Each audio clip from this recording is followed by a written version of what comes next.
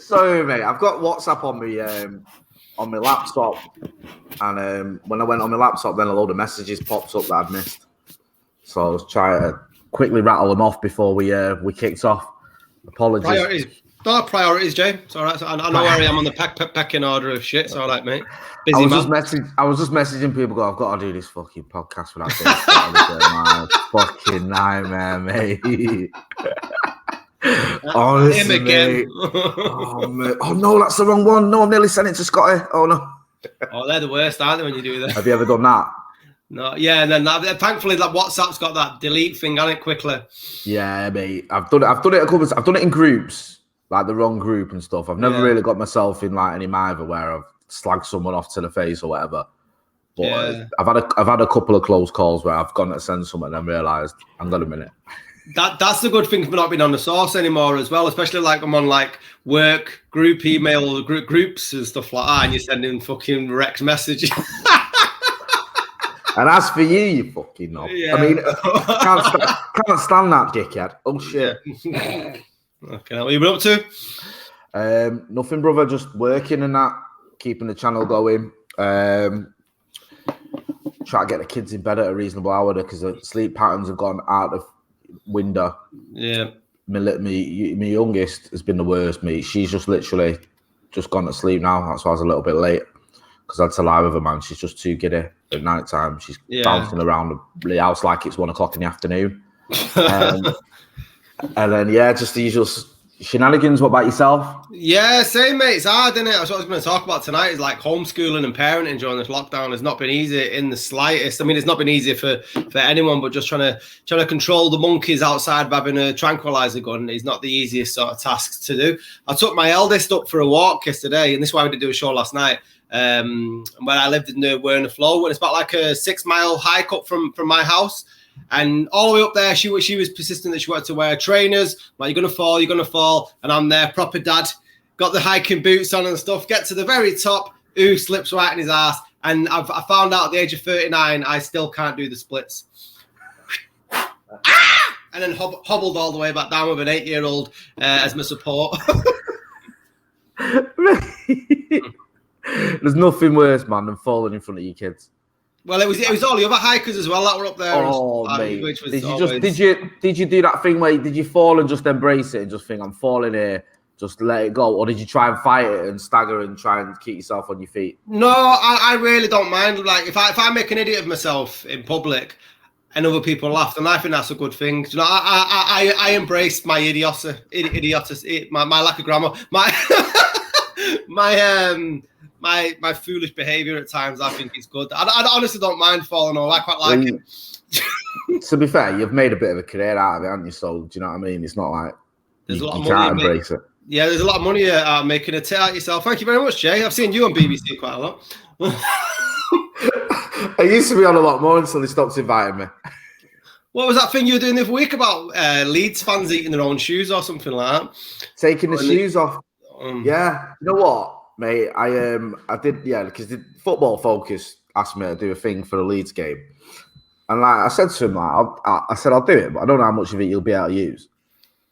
Because they were like, we want to speak to fans that know the rivalry. Or not, I know everyone knows the rivalry, but, I'm a little bit older. I've been to Ellen Road. I remember when Leeds were in the Premier League last time round.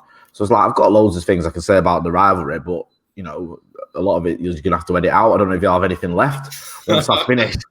Especially when I speak about my experience to go to Ellen Road. And it'd be great anyway. So, I did it. And to be fair, they left a little bit. And they left more in than I thought they would have. But, I mean, mate, I'm not like you. I'm very rarely I do the odd phoning on and stuff when it's one of my mates who's on presenting. But that's about it, to be honest with you. I only get asked to sort of do things like media stuff on football because of my work on Paddock when it's like the derby. Sometimes Sky will have me on for that. Yeah, because he want a man basically.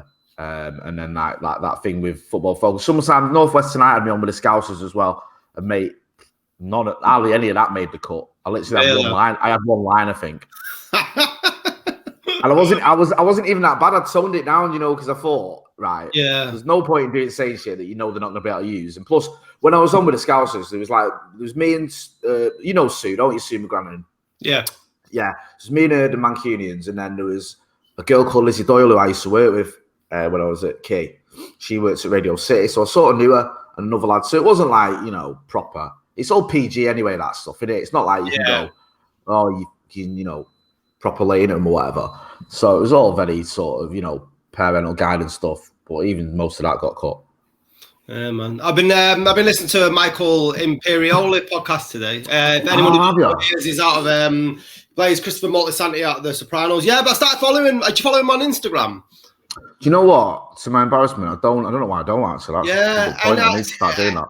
And it's like, you know, like sometimes when you see social media, and I think that's the best part about it is you see like celebrities or well-known people without the PR filter and stuff, and you sort of see a side to them that you're unaware of, and I never knew, like, he's a vegetarian, strong Buddhist, he's in a band. Really? And like he's got a massive interest in Manchester. He absolutely loves the Smiths. He stopped eating meat after he heard Meaty's murder. Huge royal family fan as well. He's a royal family fan. I've heard him talking about that. I love that. So, yeah, I've heard him on the Sopranos podcast. Yeah. And, he said one of the best descriptions of the royal family. Do you watch Seinfeld? No, I'm more into Curb Your Enthusiasm than Seinfeld. Right. Seinfeld's a little bit before my time, and in fact, it looks dated. So unless you were watching it during that time, it's hard to sort of go back to. I get where you're coming from, but I think it's just it's one of my favorite shows. It's my favorite comedy. But the whole thing with Seinfeld is it's a show about nothing. Like it's just nothing. And when he describes the royal family, he says the royal family makes Seinfeld look plot driven. He said talk about nothing happening, but he said it's just brilliant because it's just these guys, and it's obviously the family in the front room. That's all that happens. Yeah. So him and I think it was Steven Sharipa who's on the Sopranos podcast talking about the royal family. It's just really bizarre because you don't realise that it translates or goes over to America. Oh yeah, we think it's quite. I mean, Manchester, but even the UK, we always think our sort of cultural things quite insular. We don't really see it as having a sort of wide audience and stuff like that. But yeah, so it wasn't actually the Sopranos podcast. He was on a Buddhist podcast that I was at because I'm into Buddhism and stuff and was listening to that. So it's always nice to sort of see a side to people that a different sort of slant on them. Because he's very talented, Michael Imperioli, not just for his acting. He's a writer as well, isn't he? Yeah. He's done screenwriting. He did I think he wrote some of the Summer of Sam. I think was the Spike Lee film. Yeah, he's in that as well. Funnily enough, he's got a part in that. But that's a really good film. Yeah, and there was a couple of others as well. I can't remember. He's done quite a few. He's done a few. He's a very talented guy. And I know. Listen, people have got bigger fish to fry. And I'm not making this about a poor me, but. We're going to go and see The Sopranos live show. My mum got me tickets for my birthday.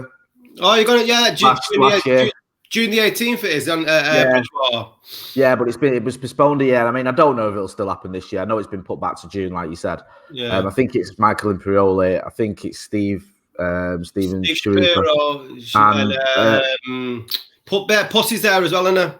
Oh, yeah. Vincent Pastore. Yeah, so I'm looking for that, but we might get postponed again. I just hope it don't get cancelled. That's the only thing. I don't mind waiting. I know we've all got to wait because, well, like I said, I've just started getting into the Sopranos podcast, and like you, I love the Sopranos, and it's always great listening to those guys just chatting about it and I could listen to the James Gandolfini stories all day, mate. When he starts talking about him, it's just fucking magical. It really is. Yeah, I had to. There was a debate on social media last week about the Sex and the City versus the Sopranos, and then somebody, Anna Jameson, who does one of the evening shows, BBC Radio Manchester. She asked me, "Will I go on and defend the Sopranos?" Oh, went, yeah, of course. And I thought, Jay probably, would be better. No, mate. I'd lose my shit. But the fucking signal is terrible in my house for a phone reception. So I'm out. I've had to go out in my bleeding flip flops in the fucking snow, screaming how bad, like sex in the City is terrible, and my neighbours are looking around and fucking screaming. I'm like, The Sopranos is brilliant, mate. It's more than just a crime drama. It's about mental health. Do you know what I mean? The plot driven, the characters. You talk about strong women, and then I'm not joking. My neighbours were looking out the windows at me because I'm having to scream because the signal's so fucking bad. And then it it got called a draw. There is no comparison. And we'll do an intro now. Hi, this is Scotty, that's Motty. But if you like Sex and the City more than Sopranos, this isn't the podcast for you. Go. There are other places. But, you know, do you know what? I'm glad you brought it up because I think, you know, it's right we talk about that. Because I think it was David Baddiel on it who was... Oh, no, it wasn't David Baddiel. There was a woman who sort of commented about Sex and the City and you know, The Sopranos is just about men treating women like shit or whatever and killing each other. And then David Baddiel joined in and said that, you know, The Sopranos said nothing to him, didn't speak to him, and he wasn't interested. And then it transpired he'd not even watched it. What a stupid fucking comment to make then. He sort of said, "Oh, I've not really seen it." And I think, well, we've not seen something, you know, how can you comment on it if you don't? You know, fair enough if you watched it and you think, well, actually, I prefer this, even though I don't agree with that opinion. At least you know you've got your rights to it. But if you've not even watched something, you know, The Sopranos is what 6 seasons and like what goes up to about 20 episodes in the last one. I mean, you're talking about what hundreds of hours of television. And my argument with that is, you know, like you've just pointed out there, I don't need to make your argument for you, but deals with mental health, deals with, you know, watch the episode Employee of the Month and the way that's handled and the things it deals with, the themes that it deals with in that episode in particular.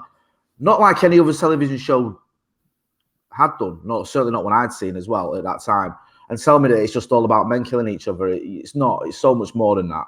And I think that it sort of annoys me when people jump on a bandwagon without even watching something. You know, it's that whole thing of it. I'm going to win with my opinion and tell you why you're wrong, even though I've got no fucking clue what I'm on about because I don't even watch the argument I'm making. Yeah, I mean, and that was the thing about The Sopranos, and I think most of the great TV series that I'm into, I think both me and you into, it isn't what you sort of see on the surface. Is that's the draw to the show, really, is it? Because the Wire, it's more like a social commentary and how different parts of society are like interdependent. How something can happen in the mayor's office will affect the schooling system and the drug dealers, and it shows how a city works. Sopranos, again, it shows a different sort of dynamic when you're looking behind the sort of gangster themes, which is the drawing anyway, because that's to get it commissioned.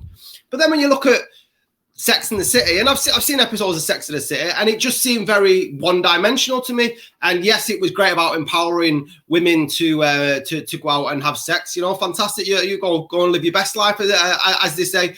But it didn't seem much. It didn't seem very deeper than that. It was about as deep as a puddle. And she'd come back ranting a diary about how bad she was having it about Mr. Big and he wanted nothing to do with her. And it was just like, it was just Bridget Jones's diary set in fucking New York.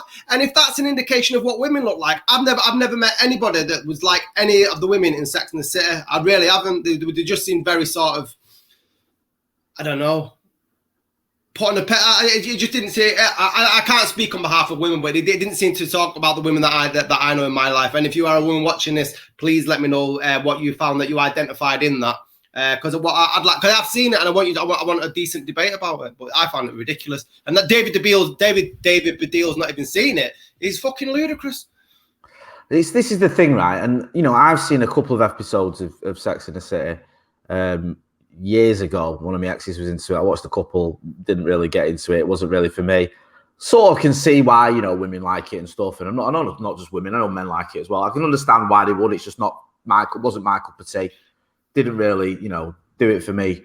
But this whole sort of idea of, hey, you've got to pick two shows that are completely different against each other. And what really annoys me about this whole argument is to tell you how good this show is, and this series that I really like, I'm going to disparage another series that's completely different, that doesn't really relate to me or isn't something that I really enjoy, and just put it down to the point of just dismissing it without even having really watched it.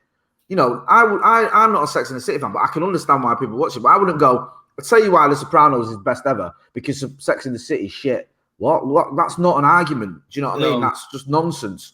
You know, The Sopranos for me is the best television show I've ever watched, because of the things you've mentioned. It deals with certain themes. It deals with issues. It stays with you. The characters are amazing. The acting's unbelievable. You know, it's like a novel at times where things that pop up, you know, midway through the first series come back up in the fifth series and stuff like that. It's just an amazing piece of television. And I don't see why there's need, not just to bash the series as well, but you bash the people that watch it. Yeah. You know, I've seen the comments and it's like, well, anyone that watches that is just some wannabe gangster. And you think, well, I don't think I'm a bloody member of the mafia because I'm watching, sat on the couch in my boxers watching bloody The Sopranos, eating a fucking choc ice. Do I think I'm Tony Soprano?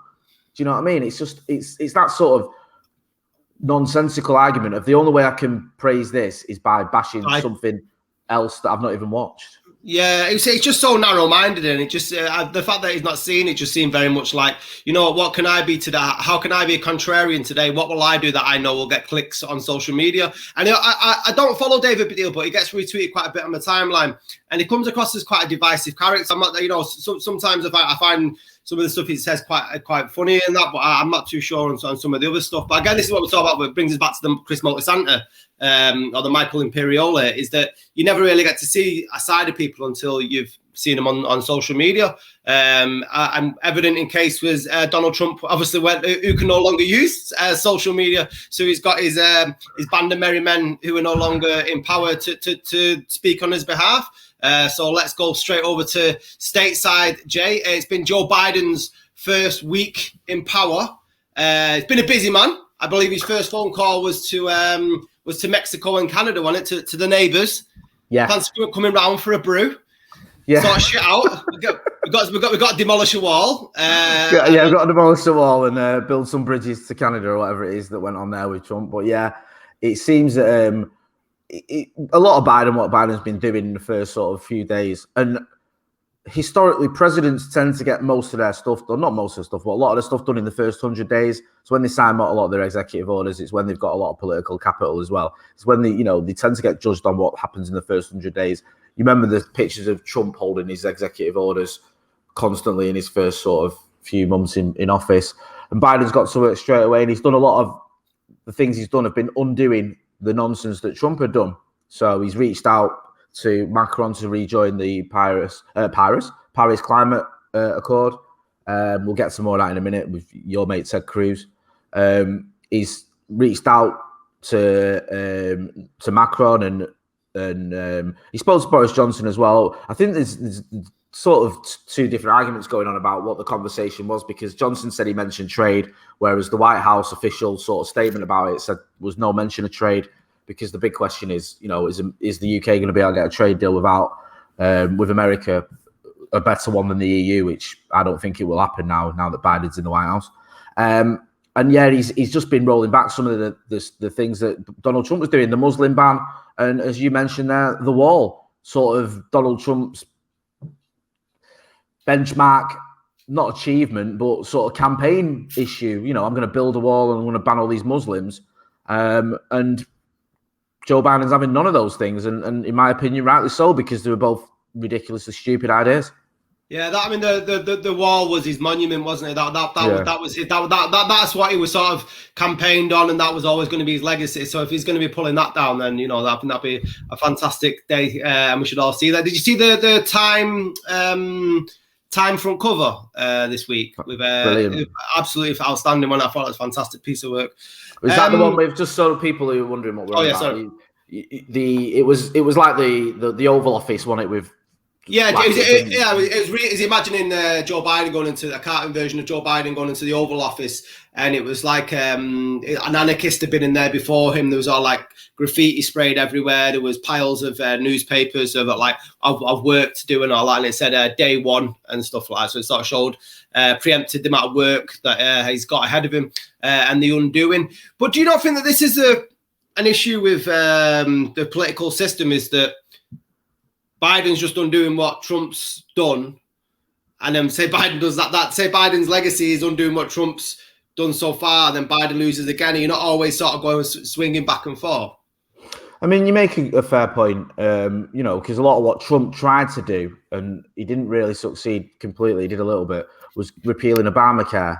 Yeah. That was his thing. You know, Obama's sort of flagship achievement was universal healthcare, and Trump made that a campaign issue that he was going to replace it with something so beautiful that he never actually came up with. It was always 2 weeks away, wasn't it? It's 2 weeks away. 2 weeks away, my great medical, you know, like a taxi driver. Plan. I'm around the corner, mate. It's around the corner. And he, you know, even going into the election when he'd been in office for 3.5 years, he was still saying, "Oh yeah, you know, it's on the horizon," sort of thing, which is ridiculous.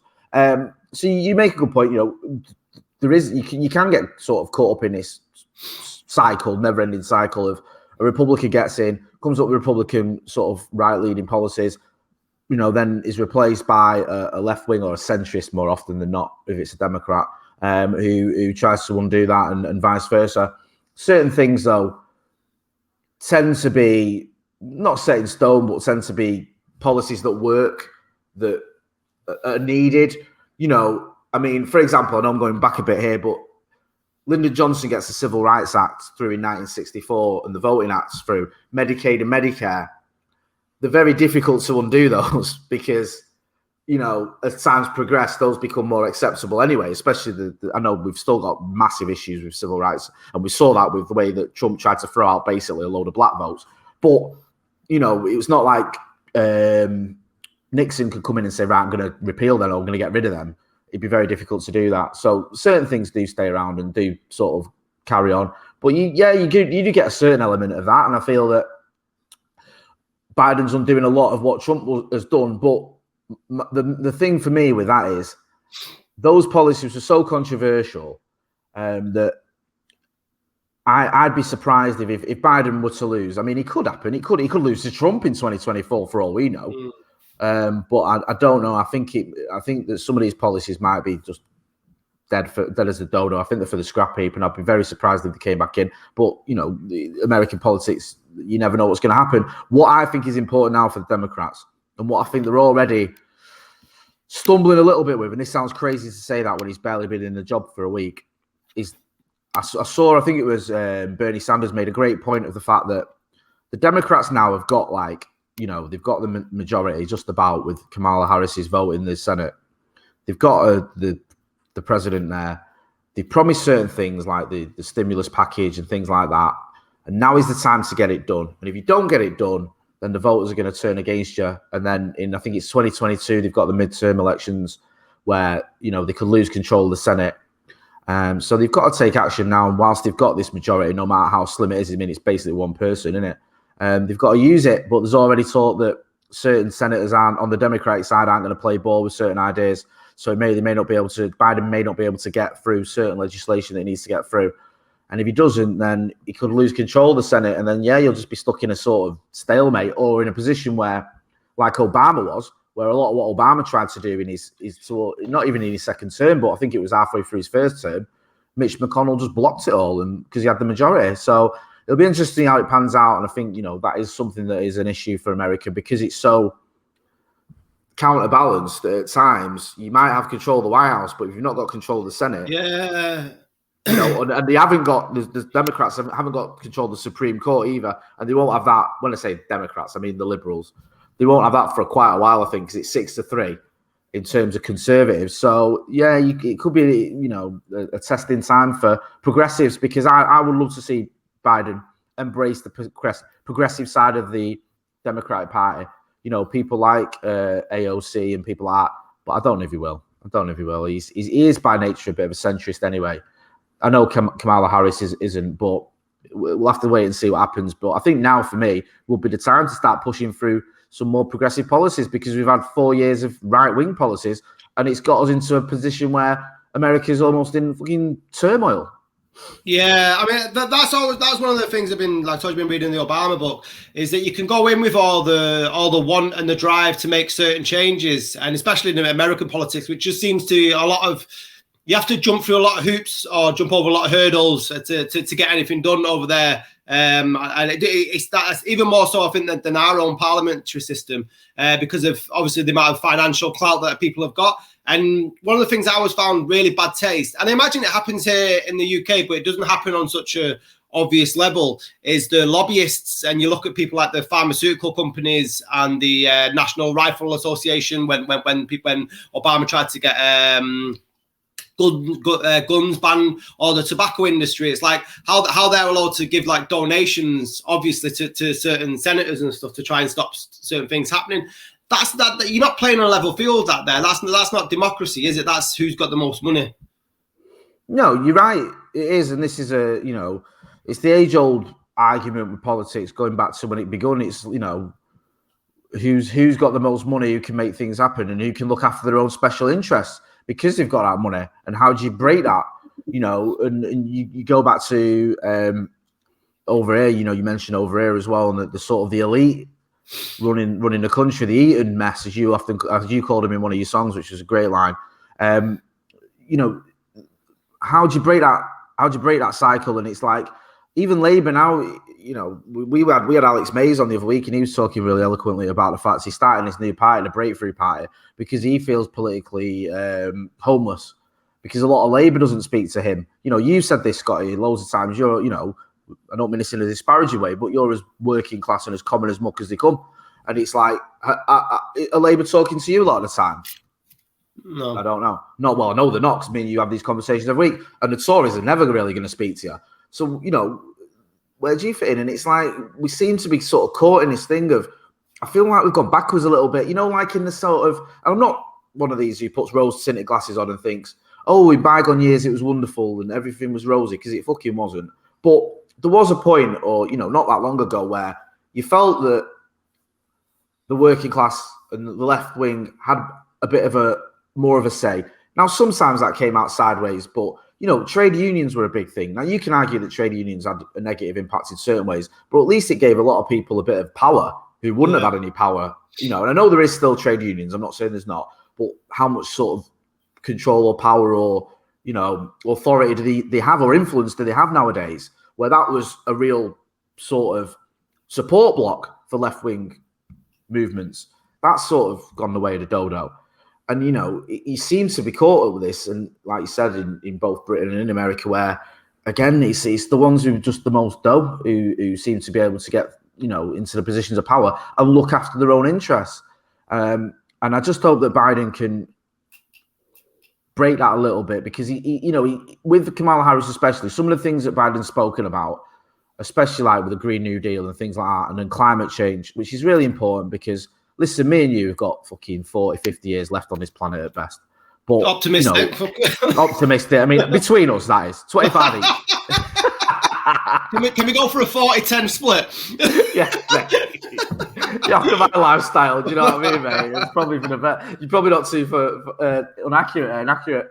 But, I want my kids and grandkids, when I have them, to have a planet that's not completely fucked because we just took the piss out of it.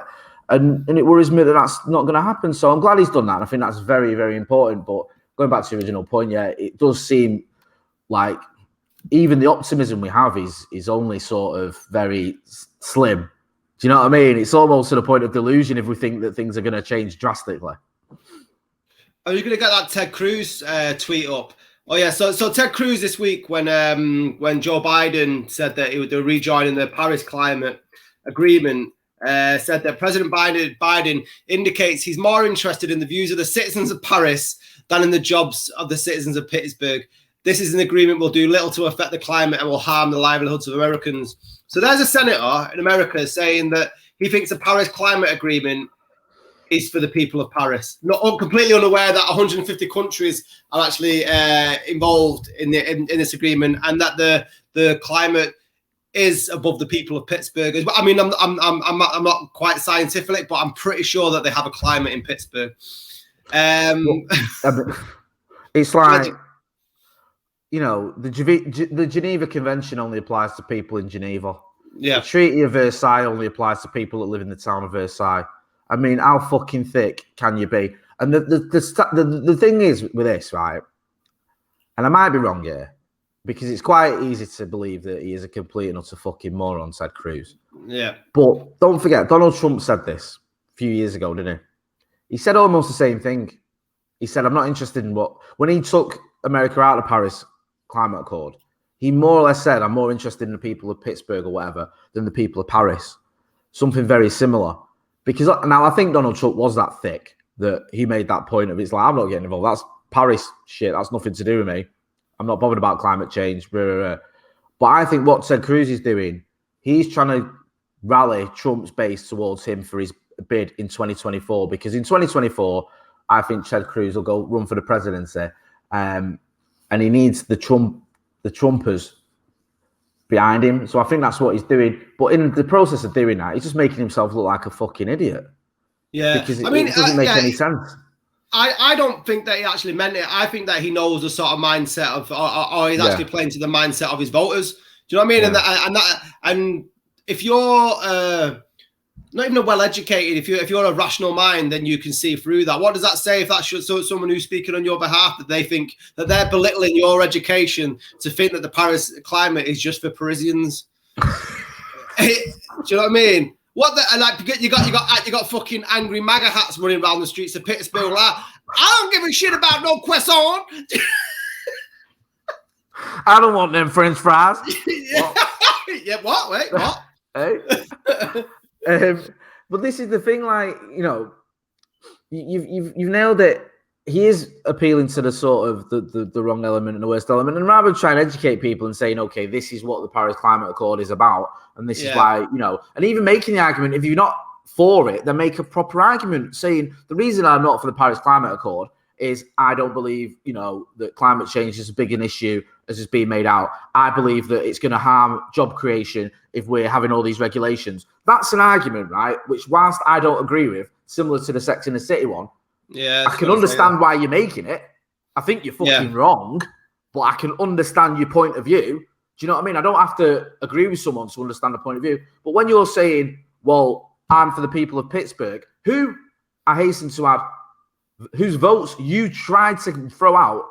Ted Cruz voted to throw out the votes from Pittsburgh when it looked like, when those were the votes that handed Pennsylvania to Joe Biden. So not only are you insulting the people of Pittsburgh with your fucking rhetoric, you're also the guy that voted to have all their votes thrown out of the last election. I mean, this guy is as big a dickhead as the Senate's got, and that's fucking saying something. Do you know what I mean? And the fact that he's gone along with this Trump train after Trump called his wife ugly and said his dad shot JFK as well is a fucking joke.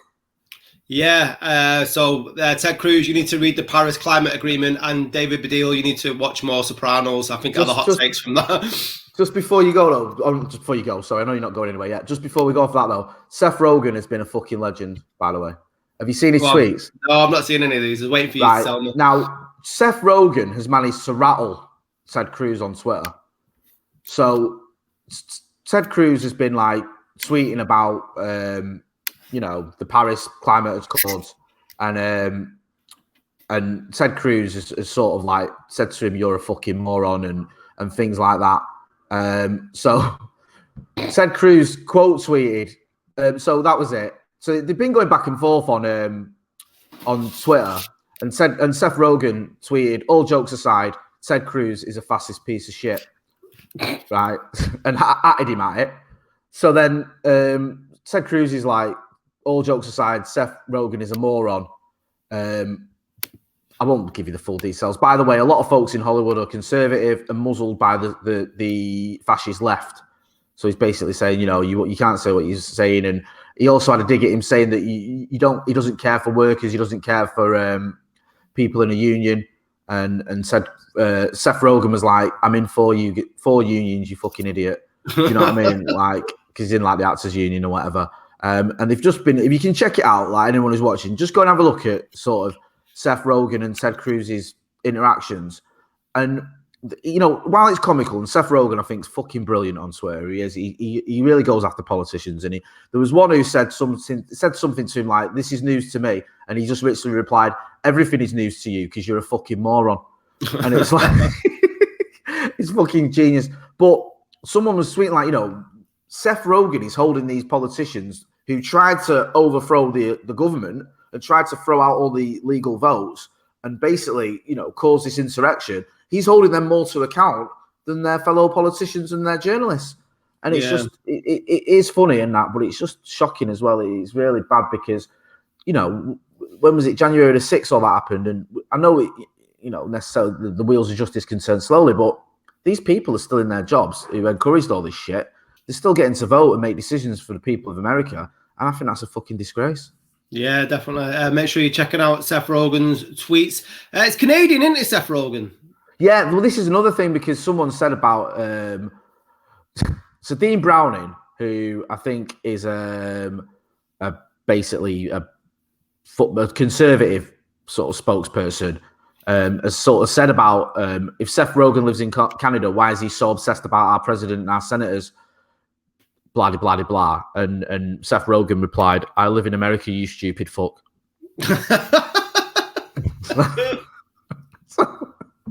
He's just fucking brilliant. You got to check him out, man. Even if you're not mad on his films, because I'm not a massive fan of some of his films, but he's on Twitter. He's absolutely brilliant, and he seems to have rattled them because they're replying and trying to do that thing. You know, when old people who don't use social media try and have arguments with younger people who are really sort of media savvy, social media. Like AOC is brilliant on social media. Whenever she gets criticised, she just fucking takes them to the cleaners.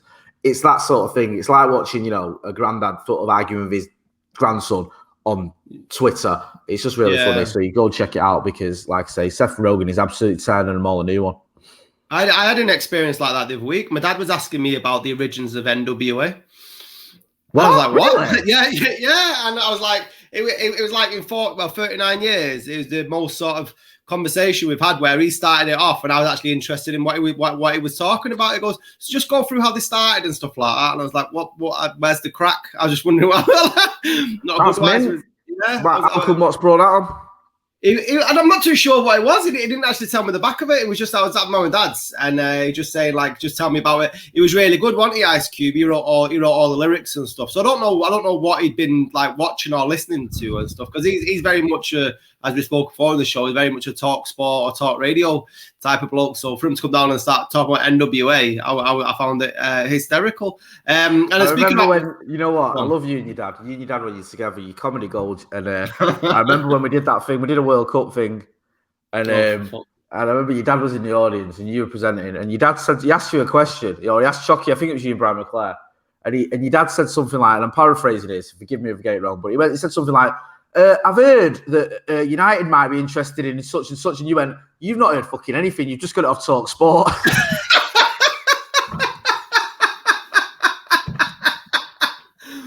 We should have put a little disclaimer on the Q&A. Questions will only be asked from certain members of the fucking audience. You had the mic and you went, you've not fucking heard anything, you just got it off Talk Sport. Honestly, it frustrates the shit out of me that his world views come through. I mean, my dad's like David Bedeling. He'll start an argument just for the sake. He loves that sport for me. Dad causing an argument. The loudest man in the pub syndrome. He'll say anything just to have a row about stuff. But yeah, so that was quite good. But I'm proud of him this week because he's on he's like on part-time furlough and he started volunteering at vaccination centres. So that's really good. I mean, he's 60 this year, and I was quite proud of him when he told me he was doing that. I didn't believe him, so I've been following it up. What day are you going? And he's volunteering this tomorrow and Wednesday, so I'm proud of him on the vaccination front. But I want to talk about vaccines because the controversy regarding the time between the first vaccine and the second vaccine seems at odds. I mean, it doesn't sound like the British government to be doing something that's different to the rest of the world during this pandemic, but we're here, and that's what we're doing. Waiting 12 weeks to give the second jab, which is against the instructions of the companies that are actually making the drugs, and it's against what everybody else around the world's doing. Are we seeing history repeat itself again? It looks like that, doesn't it? I mean, I try, since we've been doing this, we started this in lockdown, and I'm no sorry, but I would love it if they got it right. Yeah, I would love it if we beat them. I would love it if when they made these decisions and when they made the announcements, A, I could believe them, and B, they were accurate and new, and C, they helped to save the lives that they're supposed to. But I just don't believe those things, and I don't trust them, and I don't think they are getting it right. And with the vaccines, you've had Matt Hancock making these announcements about how many people have been vaccinated. And it turns out that a lot of them just had one dose. And then the second dose, until they get the second dose, they're not vaccinated, basically. No. So, you need to have both doses. And it does seem like it's just a bit of a shambles as well. And I've just got, I've got no real faith in this government, Scotty. You know my thoughts on it. And it really, really worries me how many mistakes they're going to make, because every time we think that they can't get any worse, they just do. Do you know what I mean? And this idea that any idea that or notion that this country or this government is somehow pioneering anything and we're the first for this and we're the best for that, it's just a fucking load of bollocks. We're not. We've been left behind in so many ways. When it comes to our handling of the pandemic, was it last week or something? I saw Matt Hancock on the telly again spouting shite. I think it was on Andrew Marr. It might have been on Sky. I forget about how Boris Johnson deserves credit for closing the borders. We're fucking 350 days into the pandemic. Yeah. Do you know what I mean? That's like, that's like me going to the hairdressers now. Do you know what I mean? That fucking ship has sailed. Do you know what I mean? It's gone. It's over. It ain't happening. Yeah. Do you know what I mean? So what is the fucking point? And it's like, and he was saying like he deserves credit. And I've said this before, and I'll keep saying it, but I want to see journalists holding these people to account, really properly holding them to account, because I caught a little bit of Andrew Marr, and it's the same, it's this sort of, they spout these lies, the likes of Matt Hancock and Johnson when he gets interviewed. And so often they get away with it. They're not held to account. They're not properly taken to task. The interviewers and the journalists, and I know it's not easy. I've seen the press briefings that they do. They're not easy because you don't get a follow-up on some of them, which is a joke, because it's so important to get a follow-up question. Especially when you get an answer that's completely evading the question. And they don't get that. But sometimes you just think, you know what, we've got to hold these people to account because they're taking the fucking piss. And like I've said earlier, and like you both said, I hope I'm wrong and that they're right and they get this right and that these vaccines work. And I know that a few people, my missus' grandma and granddad have, I think they've had both vaccines, I think. I'm not sure. I might be wrong on that one. So, I hope it works. I spoke to my great uncle who's been stuck in his care home since the pandemic started, since lockdown. He's been stuck in there for 8 months. He's lost a lot of friends in that care home. He doesn't even know if some of his friends are still alive. He's proper sort of cut off from the world, and he's a lovely guy, great guy. He's keeping his spirits up. But he's due for his in February, his first one, and he doesn't know when his second one is. So they need to get this right because, I know I'm not being selfish, the people that I know need it, but everyone's got someone they know who needs it, haven't they? And yeah, definitely. You worry because, what worries me is the fact that it's these 2 doses. Because if it was 1, I'd feel a little bit more confident that, okay, even this government can't fuck that up that badly. But when it's 2, and apparently you've got over this window of opportunity before you get the second, otherwise the first one's, sort of runs out, doesn't it? Yeah, that's part of me really wonders. Concerning.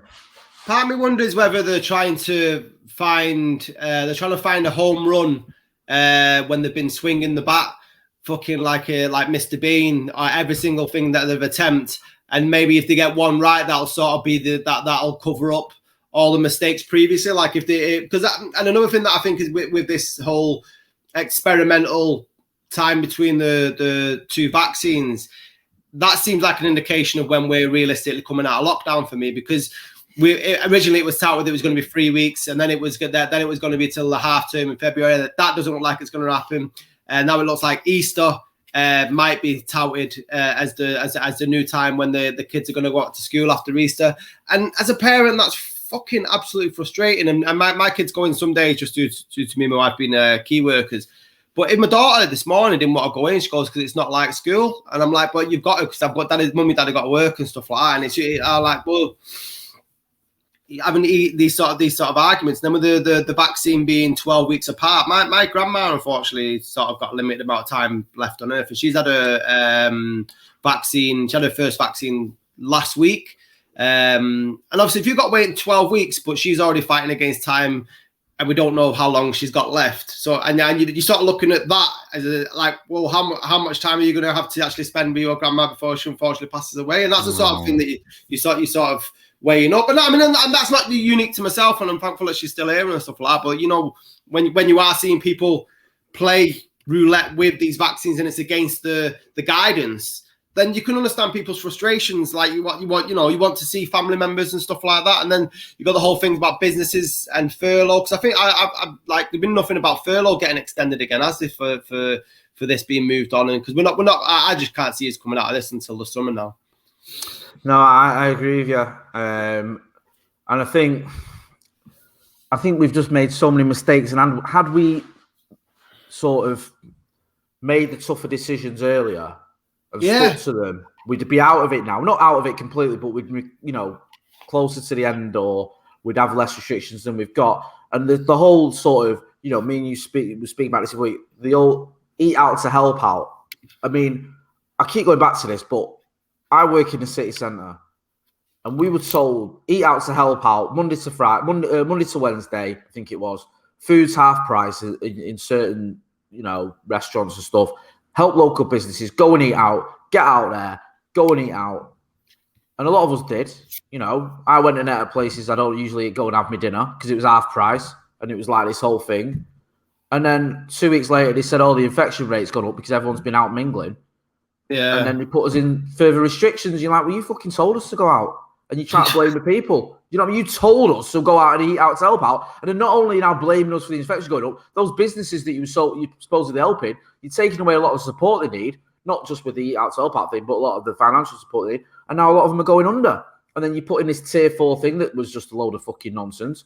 And then, you didn't act quickly enough going right to the start. And we know the sort of stuff where we had the Liverpool versus Atletico game, the Cheltenham Festival, the Irish St. Patrick's Day, in Manchester, for example, all going ahead when after lockdown should have started, which cost lives. Then you had this fucking nonsense of Christmas, really, lowering the restrictions for Christmas. And listen, I get Christmas is a time when people want to see the families and everything, but not at the cost of your family. Do you know what I mean? And people have died because they lowered the restrictions. And then it's this whole thing of, it's not the government, it's people not listening to the rules. What fucking rules? You keep changing them. And now it got to the point where a lot of people aren't listening. And those of us who do abide by these rules are doing so, even though we don't have much confidence in this government, because I think that they're just completely getting it wrong time and time again. And it's it's really, really worrying. And, my missus, me and her had not an argument, but a discussion. When Boris Johnson went on the telly a few weeks ago and he said that schools were staying open. Yeah. And then the next day they closed, didn't they? Yeah, because my eldest went in for the Monday, and then they called it the Monday. It was the Monday night, and they closed them for the Tuesday after being off for 3 weeks. Yeah, well, it was a similar situation, mate. And my missus was like, I don't think they should go in. And my sort of attitude towards a lot of this is, despite all my misgivings, I sort of stick to what the rules are, and the advice is, right, okay, if you're saying the schools are open, because the kids need school, they missed it, then they should go in. And we had a discussion, and then, one of them wasn't feeling great, so they didn't go in. And she was right, because the next day we have an announcement, or that night, schools are closed. Yeah. So basically, loads of kids went in, mingled with the mates, and then went home and, potentially spread that virus. I mean, how can you have faith in this government after decisions like that? When you've got the Prime Minister getting asked, is it safe to send your kids back to school? Are you 100% confident? Yes, I am. And then 24 hours later, saying, actually, no, we're not. We're going to have to send them home. It's just nonsense. And you can't keep pivoting to the fact that, this is unprecedented. This is a pandemic we never saw, the likes of which the world has never seen, or we've not seen since the Spanish flu. We've all got to deal with this, and we're doing the best we can with everything stretched. But you're not doing the best you can, though, are you? No. If you're doing the best you can, that you look at countries like New Zealand and Australia and stuff that when it was all kicking off, and they shut their islands, and they shut their borders, and were quite draconian in their methods of shutting the whole country down and shutting it down proper. And now and then you only look at them for an example about how they've spent their Christmas, and it's really difficult to sort of have any faith in what they're doing. And it's we're good parents, and we have the opportunity to sort of give our kids laptops and the ability to do your Zoom calls to school, and the ability to sort of educate. But you've got single parents out there that don't have laptops, and despite the government's promises that every kid will have the ability to sort of Zoom into the calls, there's millions being left by the wayside, to the extent where the government are asking people to donate laptops to schools. It's just, it's so depressing and so sad, and it is really difficult in these times, for homeschooling. My missus does most of our homeschooling because I'm at work a little bit more than she is. She works as well, but she's been doing a lot of homeschooling, and we're in a position where we've got certain things like laptops and stuff, but it's such a struggle, and especially like you saying, it's such a bigger struggle as well if you haven't got the equipment you need and you haven't got that. And I feel so sorry as well for like some of these single parents who are struggling and who've, got maybe, even if you've got one kid, or it doesn't matter, but if you've got several kids, you try and do your best and you've not got perhaps some of the tools that you need, and there's so much conflicting information going around, and it's just such a difficult time. And I just think now, all bets are off. You've just got to do everything you can. The government's got to do everything you can to help families and to help to help people and parents.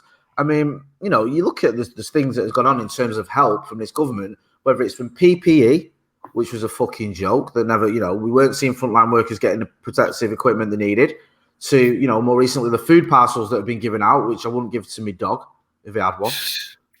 Do you know what I mean? And then this idea, it's people over-reliant on the state. Well, it's not people over-reliant on the state. It's people who are in a position which the state can provide help for, which is the whole point of things like paying your taxes, being part of a society, is that when things do go drastically wrong, like they do during a pandemic, which is no one's fault, as we're constantly reminded, then the government is able to offer you a helping hand.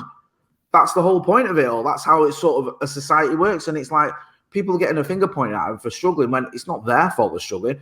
We're in a sort of privileged position where myself and my partner, both, as I said, we're here and be able to support each other and help and homeschool and stuff together or take turns, whatever.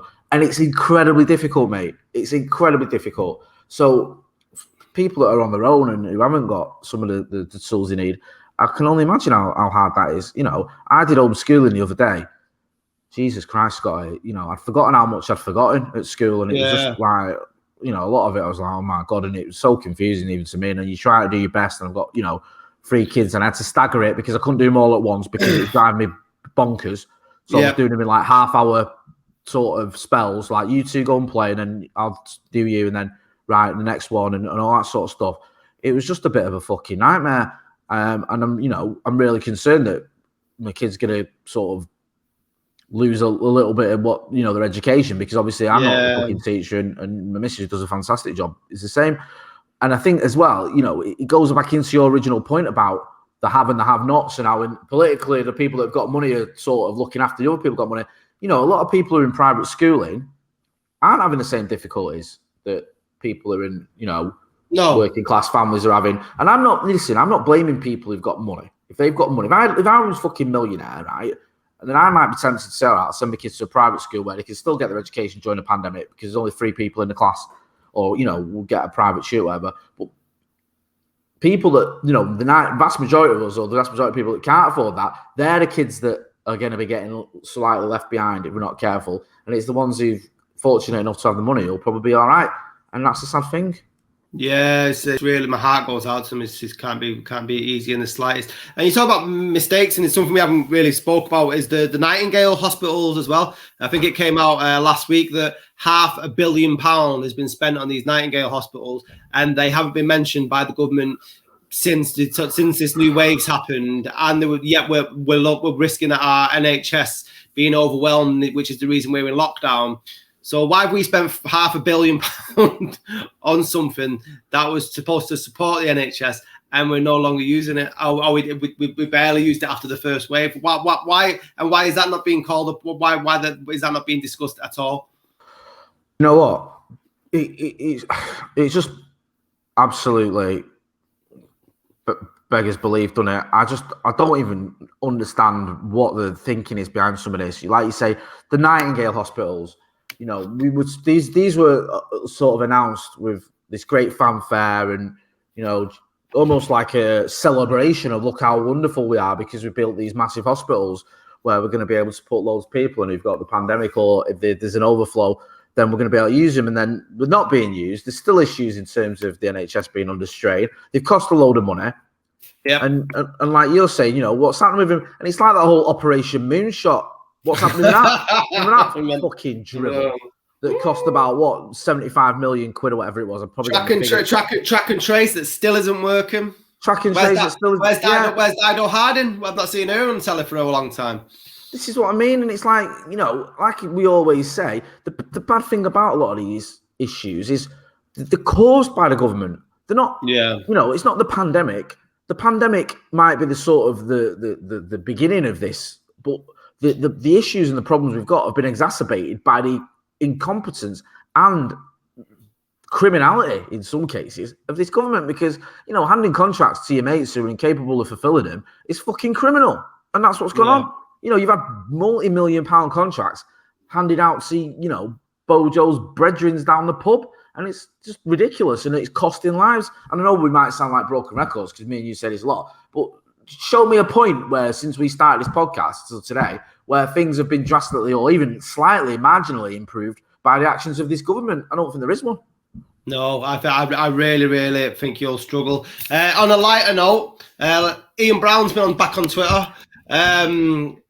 So he's really popped up this week. He was talking about he said to someone, "Did your wife have a dildo on during while you were having that pitch taken because you got your mouth open?" And he seems to be getting a bit angrier.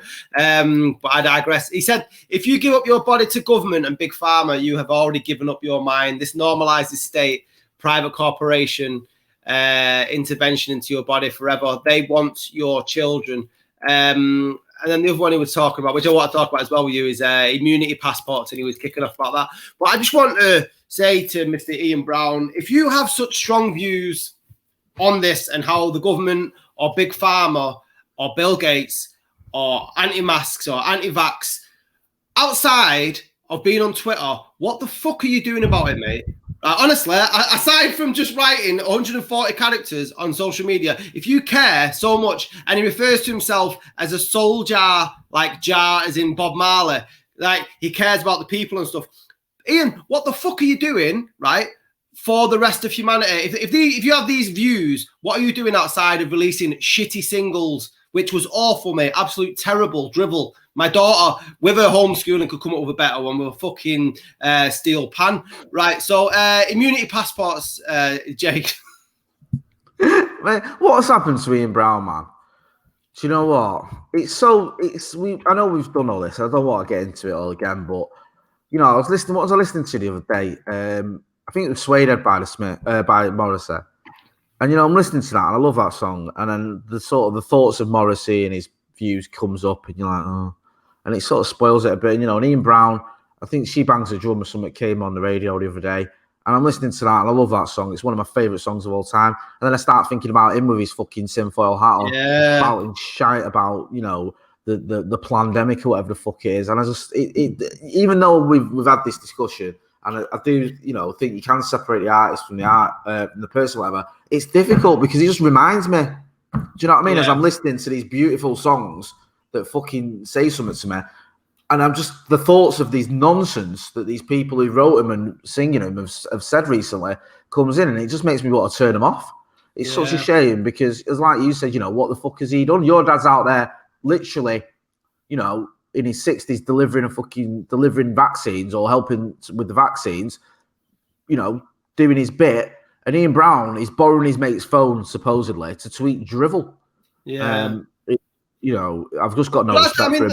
And that's what I mean about when people have these. You can be anti-vaccination or you can believe in conspiracy theories and stuff like that, but rather than just putting it on social media, what do you stand behind your opinions, man? Do you know what I mean? What else are you doing about it rather than fucking moaning like some grouchy old twat in a rocking chair in Lim? That's what it's fucking. Do you know what it reminds me of? I know this is a little bit off topic, but it's kind of connected. Roger Daltrey. Oh yeah, good old fucking well, exactly. Another knobhead. Roger Daltrey. What's Brexit got to do with rock and roll? And then last week he was having to sign something to try and get a petition to get an EU visa because the Who can't go on tour. You absolute cunt. That's what I mean. Like, these fucking stupid rich men. Oh, but I had this conversation on the WhatsApp group, and I was saying, and it goes back to the whole leave and EU and the generational and people and this whole thing about anti-woke culture now. And I think it's because our generation is a lot more red, and I'm not going to disparage people over a certain age. But when you look at Brexit leavers or you look at people who've got conspiracy theories, I'm going to say the higher percentages that voted leave were from a certain background and the majority were over a certain age. and I'm saying around the Roger Daltrey age. I agree completely with you, and I think the whole thing of like this whole anti-woke culture, a lot of the time it's just an excuse for speaking out against anything that's slightly progressive or liberal or sane. Oh, you think racism's bad? Well, you're woke. Well, I'm not, am I? I'm a human being. Do you know what I mean? Like, yeah, I get that we can go too far with certain views and whatever, but a lot of this, it's just woke that. What's that? You think gay people should be allowed to marry? Oh, that's just fucking woke. Well, it's not, is it? That's just a normal thought, like you would about most people would have who are decent. So it's this whole thing, and it's like, any sort of suggestion or questioning of Brexit or, some of these old school attitudes, you get met with these fucking idiots who voted for it, who are now reaping the rewards of their stupidity. Yeah, I mean, I'm not saying, and I will say this, I'm not saying everyone that voted Brexit is stupid. I'm not saying that, but I'm saying a lot of the people that were on the telly, famous people, banging on about how wonderful it was going to be, now everyone should stop moaning and fucking get on with it. And now the ones that are moaning most because they're out of pocket. Yeah, I mean, and the funny thing is that I've not seen, when you're talking before about the positives from the government during the pandemic, and you're struggling to find one.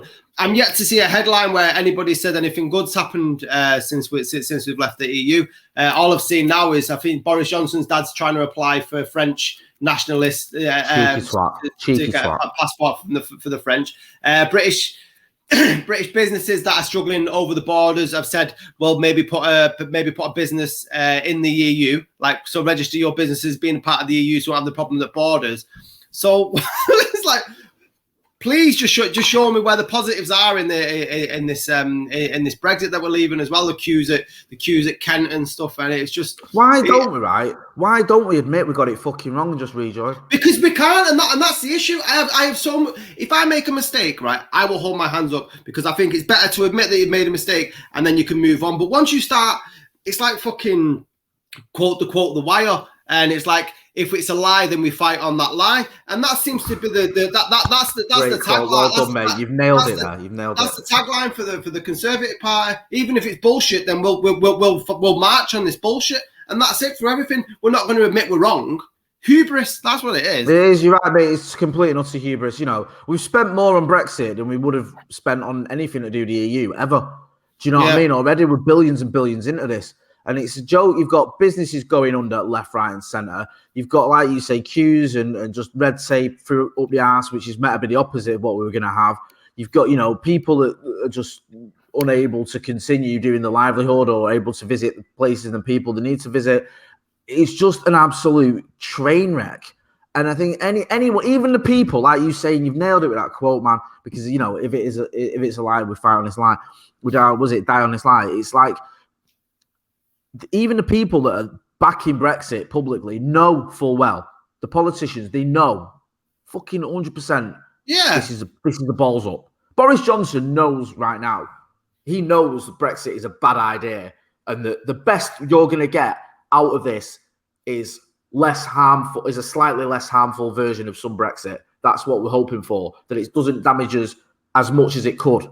In no way is it going to be an improvement on being a member of the EU. And the most logical thing to do now would be for someone to stand up, Johnson or Evans, and say, listen, this is a fuck up. We need to rejoin the EU. We need to apply to rejoin. And us hold our hands up and say, we made a mistake. We thought it would be easier. We thought it'd be this. We thought it'd be that. It isn't going to be that.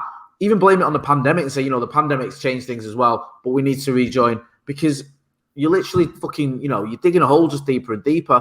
And going back to, my point about climate change and stuff like that, again, we're already struggling and suffering. I know from our conversations, it's going to affect us and it has affected us. But the more this economy suffers, the more that these sort of repercussions are going to last for decades. Oh, mate, yeah. Do you know what I mean? It's going to be something and and Roger Daltrey will be fucking long gone by the time any of this sort of comes around. And that's the frustration when you see like people like of his age that have, by and large, been made the decisions for a country that they won't get to live in because they've already reaped the benefits because we were in the EU for 40 years of their fucking life. It's full of shit. Anyway, what is it? I hope I die before I get old. Fuck off. Well, that didn't work, did it? Right, anyway, I've been Scotty and that's been Motty. Another good week. Thank you very much for watching. Let us know what you liked about Sex and the City. Do you agree with Ian Brown? Does anyone agree with Ian Brown anymore? But drop in your comments in the bottom of the box. Subscribing. Tell your mates, tell your nan. Stay safe, stay vaccinated, stay away from people in tin foil fucking hats.